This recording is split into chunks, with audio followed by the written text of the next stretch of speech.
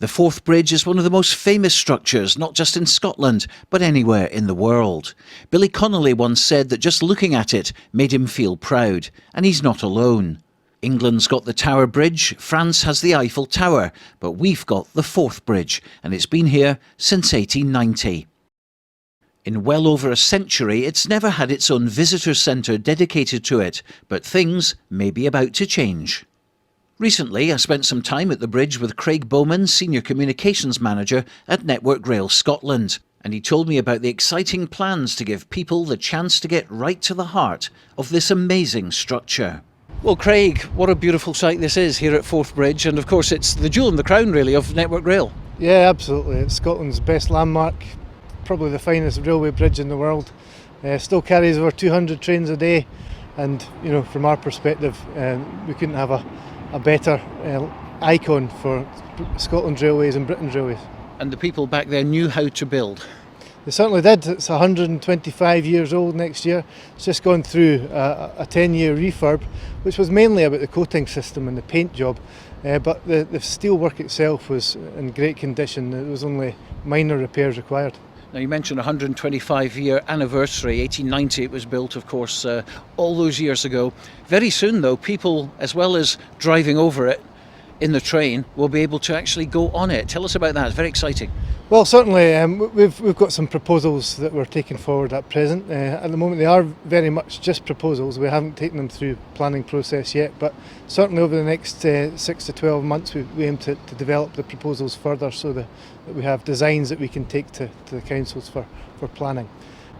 We don't want to turn it into overly commercial. We want it to remain a place that people love. The part of the experience is the village itself, and both South and North Queensferry. So we need to be sensitive to that. So it's not going to be Disneyland. It will be a very high class attraction and something that we hope will be popular for Scotland, but popular for Scottish people as well as for visitors to Scotland.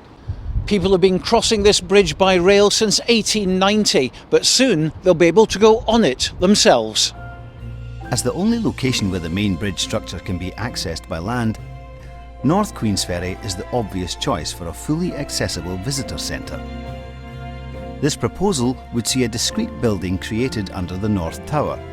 An attractive shoreside walk would welcome visitors to a world-class facility that leaves no impact on the well-loved view of the bridge. With a glazed ceiling allowing visitors to experience the cathedral-like scale of this awe-inspiring structure, the centre would have ample room for eating, drinking and shopping, as well as one-off functions and events. From the main building, visitors will be guided up a step-free ramp through an educational and informative exhibition space to our lift access. Open to the elements, it will carry up to 15 people at a time on the 3 to 4 minute journey to our platform, 110 metres above sea level. The platform will provide the maximum wow factor with minimum impact on the profile of the bridge. Visitors will get the chance to enjoy views stretching from East Lothian to Ben Lomond. It would be open most days of the year and exposed to every kind of weather that the Scottish climate can offer, making every visit a unique experience. With regular passenger services and a short transfer time, we will work with train operators to ensure that visitors can make the most of this service to see the bridge in all its glory. On the South Queensferry side, we imagine a more challenging visitor experience. In this concept, we propose a smaller hub to coordinate walks on the bridge.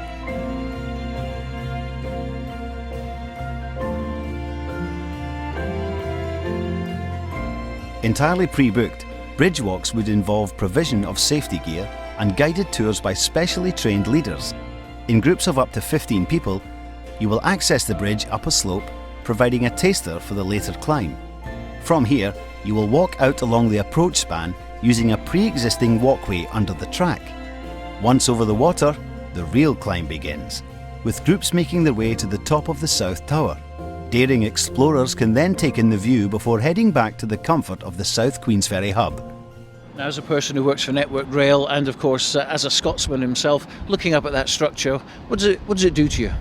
Well, I'll tell you what, it's better than sitting in an office, I can tell you that. It's great. I mean, this is the best part of my job, coming out here on a regular basis, and very proud to I live in the area or close by. My father and my grandfather have worked in the area, and just to think that they all saw this and felt the same pride as I do, and now to have a chance to work in it as I do, can't think of a better job personally.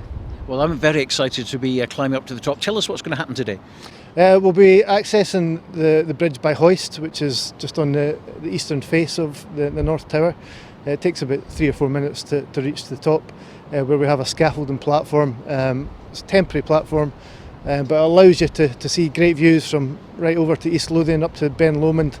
Gives you a real sense of the scale of the bridge, the incredible achievement of the engineers and the men who worked on it, and for the vision that they had to create such a magnificent structure. So it's a pretty rare opportunity. We've only probably had about 1,000 people up there over the course of the restoration period. So hopefully you enjoy it, and our other visitors do as well.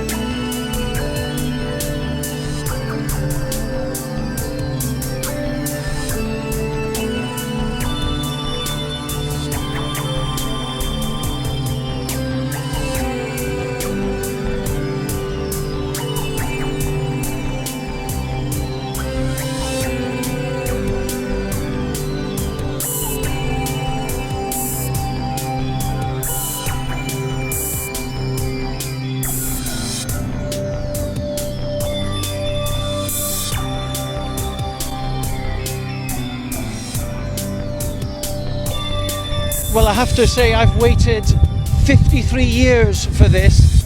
Standing on the top of the Forth rail bridge, an absolutely extraordinary experience and a view that is second to none.